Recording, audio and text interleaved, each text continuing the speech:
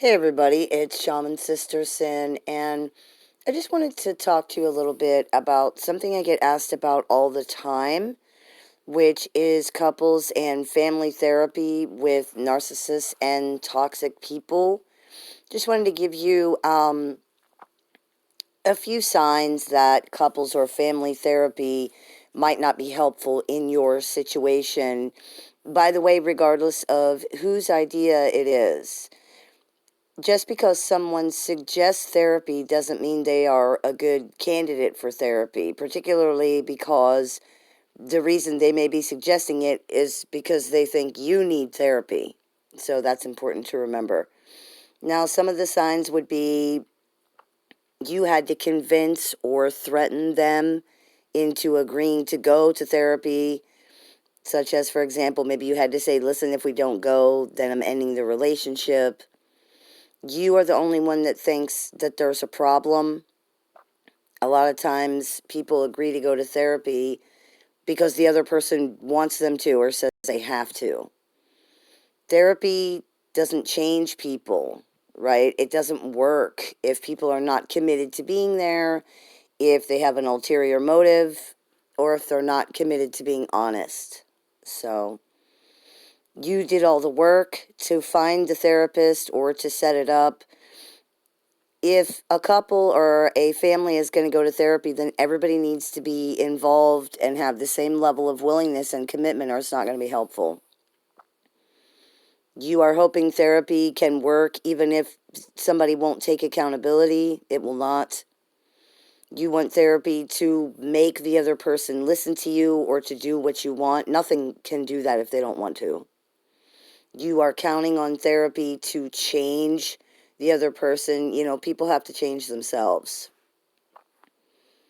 Some other issues might be the other person or people will not acknowledge that there are any problems or issues. That is usually a big problem, particularly with narcissists. They just think, well, you need therapy, so you go. I don't have any problems. I don't see any problems. Therapy's not going to fix that. The other person or people have a history of triangulation. If this person or these people engage in triangulation, the therapist or counselor is not going to be any different in that regard. They're going to repeatedly attempt to triangulate this person against you or triangulate you against the person. That's not going to stop. And some therapists are not able to see that. So it's really important. The other person or people have a history of smear campaigning. If they've tried to trash you or talk bad about you to other people, there's no reason why they wouldn't do that in therapy. It's very common. The other person or people refuse to communicate in a healthy way. Therapy can help people learn skills if they're willing to learn.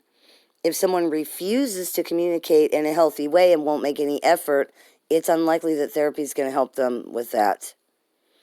The other person or people will not take accountability for their actions.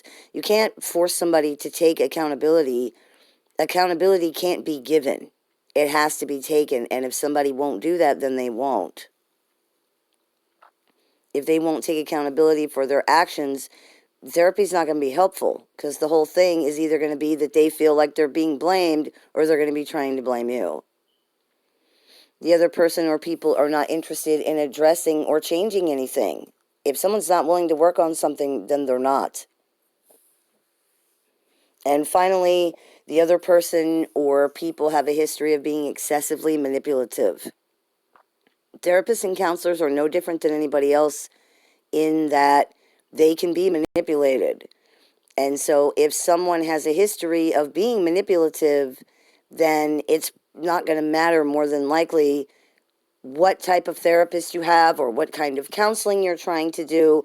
Even if the therapist does not fall for being manipulated, if someone's goal with going to therapy is to manipulate the therapist, it's not going to work. So I just wanted to give you sort of like a little cheat sheet of things you can check off to see if therapy or family counseling will be helpful in your situation. If you are dealing with narcissistic people, it is largely unhelpful, and actually it can make situations worse. So I wanted to give you this in case you needed it. So I hope that clears a few things up for you. May the Great Spirit bless you. Have a beautiful day.